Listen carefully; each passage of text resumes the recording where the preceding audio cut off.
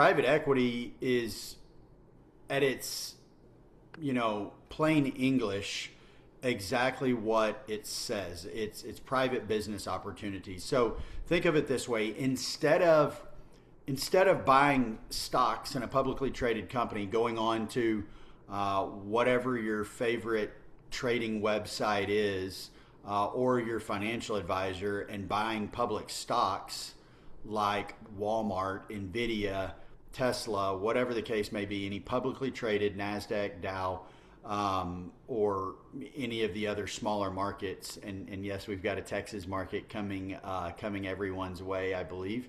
But that being said, instead of buying those public stocks, you're buying direct ownership in real businesses and real tangible assets. And so, think of buying a public stock. You're renting that stock, and with private equity, you're buying direct ownership. You own a piece of an operating business, and if that operating business owns real estate as well, you own that real estate. So you've got physical, tangible assets and direct ownership. Also comes with that is a time horizon. So typically, when you're buying into private equity, this is a investment in a physical asset, a physical business. It's direct ownership, and so you're going to have a capital commitment timeline.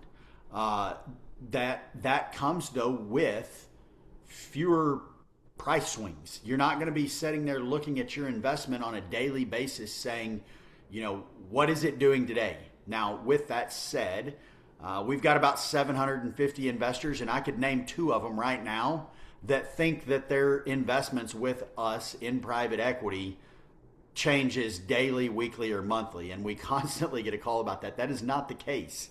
It's more operator control. So where the business goes is where the value goes of that investment. With that, you can kind of boil that down to with private equity and specifically real estate.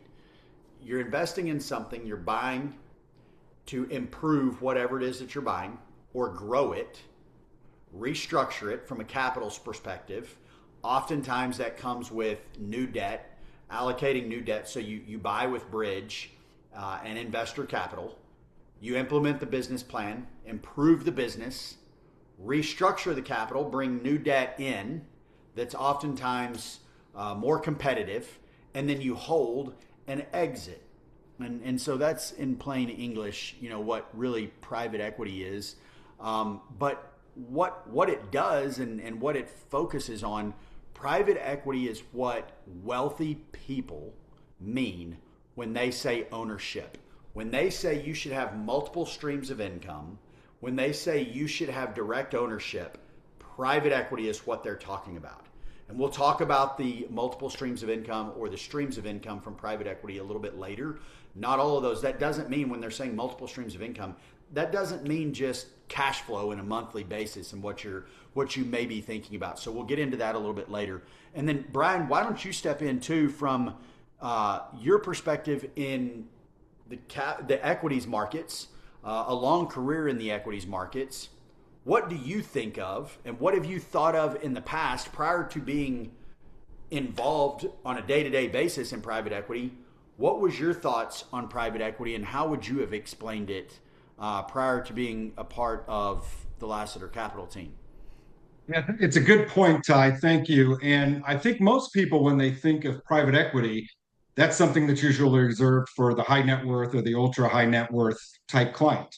That I may not have access to something like that. If I'm a new investor or a quote unquote small time investor, then I generally am going to invest in public markets. I think it's important maybe to back up a step and recognize that not all large companies are public and not all small companies are private.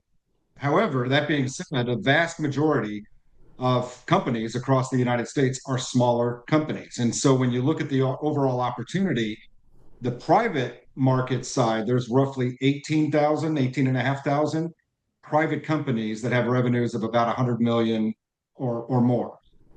compare that to public markets. You would think, between every store that you walk into on a daily basis, Walmart or Home Depot, that would be the larger number of companies.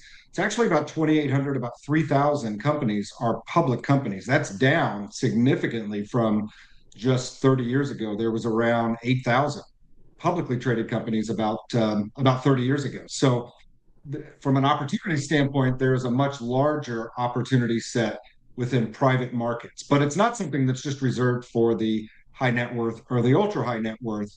Access to private markets has suddenly opened up quite a bit in more recent years. And as a typical investor who has a lot of experience investing in public markets, it's really all about access. It's knowing where to go and having the right relationships in order to access these types of investments. Yeah, I think you bring up a really good point there, and with just pure volume, the opportunities are out there. If you just look at the number of companies, and you mentioned revenue size, and creeps up over 20,000 businesses that hit the $50 million mark.